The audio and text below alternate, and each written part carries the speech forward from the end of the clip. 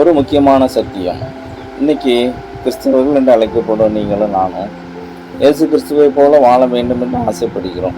ஆனால் நம்முடைய வாழ்க்கையில் நடக்கும் சில சூழ்நிலைகள் இயேசுவின் சிந்தை போல வாழ்வதற்கு தடையாக நிற்கின்றன. நீங்கள் இன்று வாழ்க்கையில் இதையெல்லாம் சந்திக்கிறீர்களா? சபையில் குறைகள், குடும்பத்தில் பிரச்சனைகள், ஒருவரின் ஆன்மீக முயற்சி, இப்படி ஒரு சூழ்நிலை உங்களுடைய வாழ்க்கையில் வந்தால் முதலாவது உங்களுடைய இதயத்தில் என்ன வருகிறது?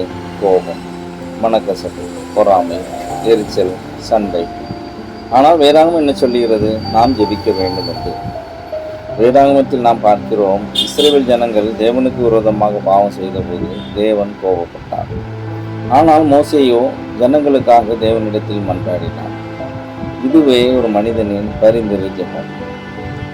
பிறரின் பாவத்திற்காக தேவனுடன் நிற்கும் அன்பு, தன்னலமில்லாத தியாக மனப்பான்மை, தேவனின் இரக்கத்தை வரவழைக்கும் வல்லமை.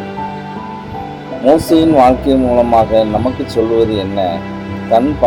தன் மக்களுக்காக தன்னை மறந்தார். தேவன் கோபத்தில் இருந்தாலும் நடுவில் நின்றார். 40 நாள் உபவாசம் இருந்து ஜெபித்தார். அவர்களை மன்னிக்காவிட்டால் என்னையும் நீக்கிவிடும் என்றார். இது சாதாரண ஜெபம் இல்லை, உயிரை வைத்து தியாகம் செய்த ஜெபம். இன்று நமக்காக பரிந்துரை செய்கிறவர் யார்? இயேசு கிறிஸ்து. எப்போதும் நமக்காக வேண்டுகிறவராய் இருக்கிறார். எபிரேயர் 7:25 பார்க்கிறோம். அவர் கடைசியில் சிலுவையில் கூட அவர்களை மன்னியும் என்றார். மோசே செய்ததை இயேசு கிறிஸ்து முழுமையாக நிறைவேற்றினார். இன்று நம்முடைய வாழ்க்கைக்கான பாடம், நாம் பல நேரங்களில் பிறரை விமர்சிக்கிறோம், குறை சொல்கிறோம். ஆனால் மோசே என்ன செய்தார்? ஜெபித்தார். இப்பொழுது உங்களுக்கான கேள்வி, நீங்கள் பேசுவீங்களா அல்லது ஜெபிப்பீங்களா? ஒரு சிறிய பரிந்துரை ஜெபம். கர்த்தாவே, என் கண்களுக்கு முன் இருக்கும் ஆத்துமாக்களே, நான் குறை சொல்லாமல் அவர்களுக்காக அழும் இருதயத்தை எனக்கு தாரும்.